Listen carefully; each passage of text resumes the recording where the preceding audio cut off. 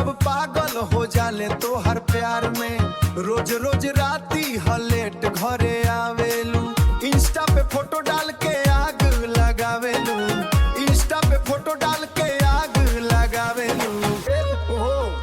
का करेलू समझ न आवे, दिलवा हमारा चैन न पावे। कमरिया लचकत जाए तो हर कसूर बा सारा। अरे बजबा ऊंचे एड़ी हिलेला, ऊंचे एड़ी हिलेला, दिलवा फिसलत जाए तो हर कसूर बा सारा। कसूर बा सारा।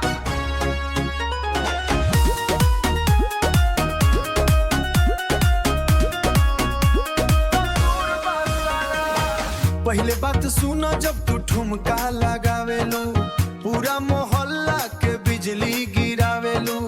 कहाँ से अइली कहाँ तू जइबू, हमरा जैसन आशिक कहाँ पैबू। तोहरे नैना बड़ा कतिलाना, एगो देख के हो जाला दीवाना।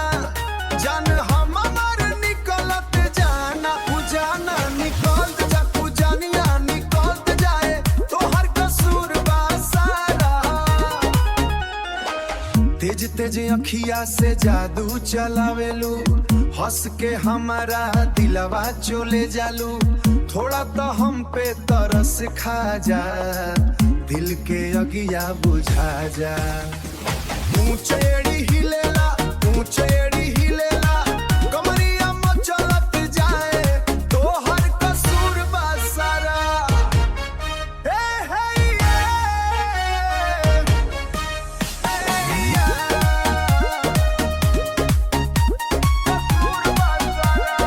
भोजपुरिया स्वैग बन न्यारा। यो स्टाइल आउटरो सुमबर।